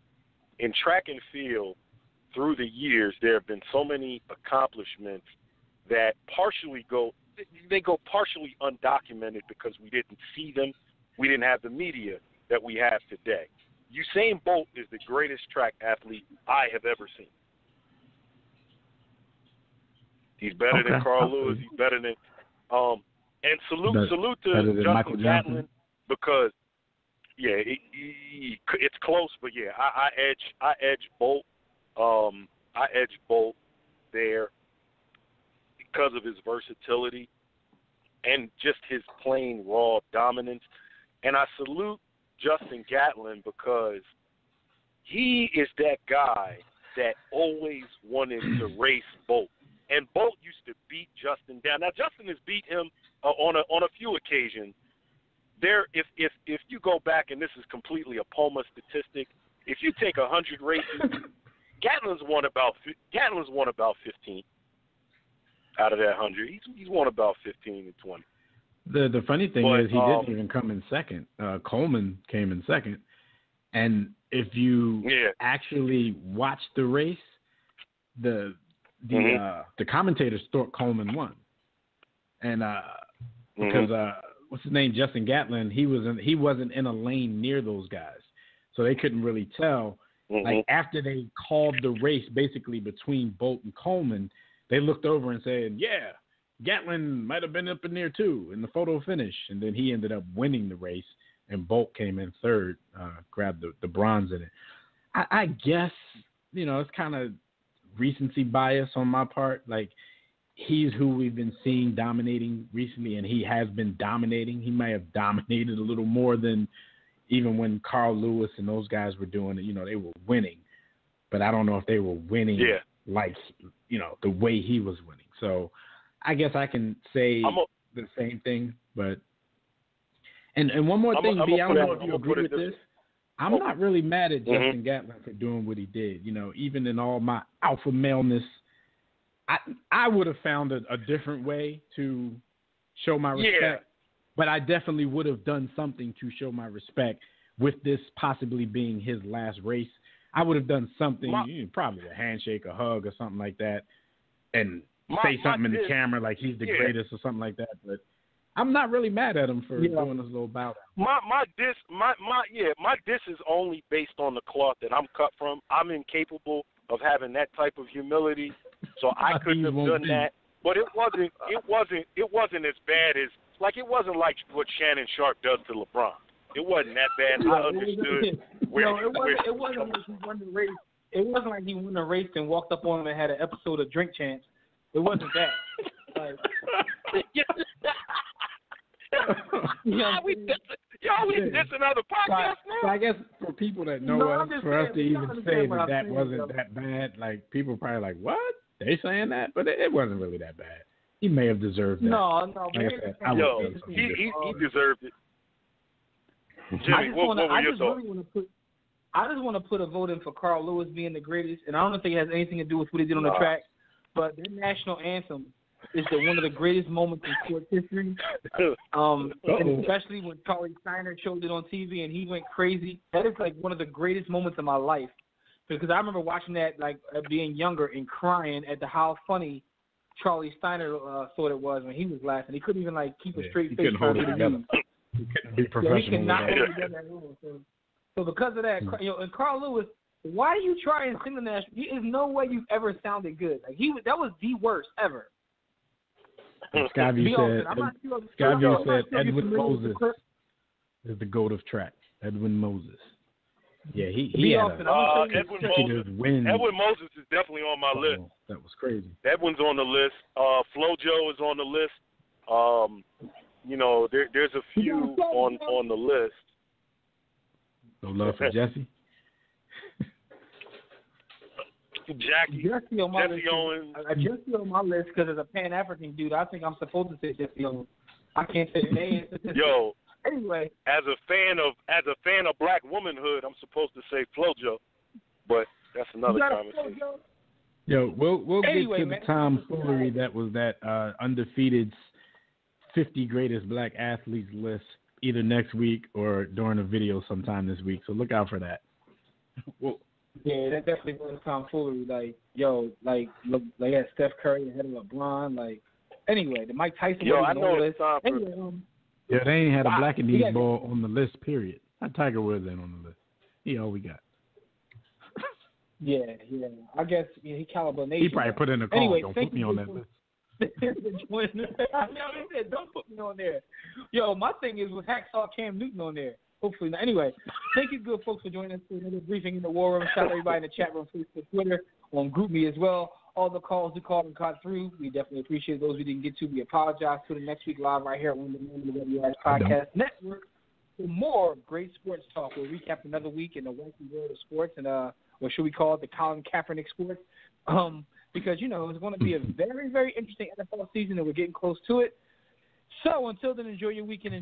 We'll see you right back here next time. Catch all of our conversations on Facebook, Twitter, our blogs, webcasts, network podcasts. Everything we do can be found at warroomsports.com. That's warroomsports.com. Also, pick up my book, Sports the Book. You can get it at sportsthebook.com or, again, at warroomsports.com. So until next time, everybody, don't accept mediocrity. Be steadfast in the war against ignorance, and we'll see you chumps on top.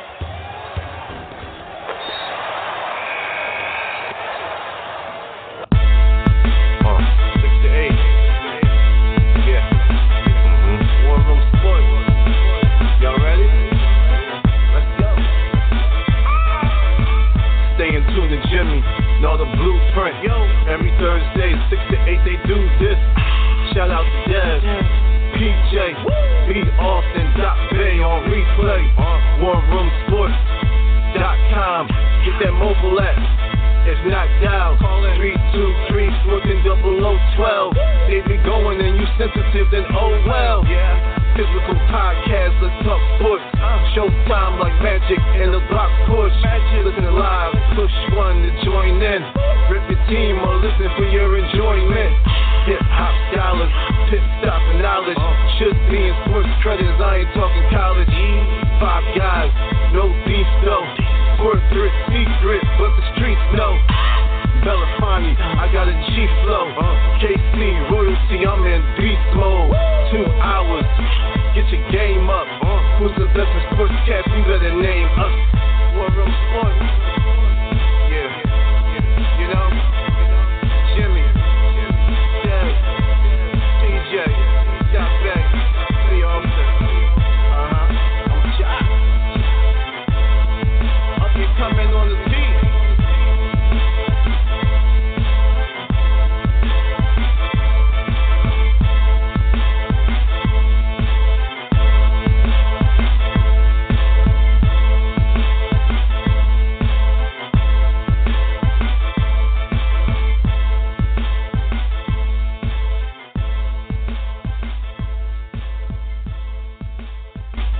War Room Sports, www.warroomsports.com.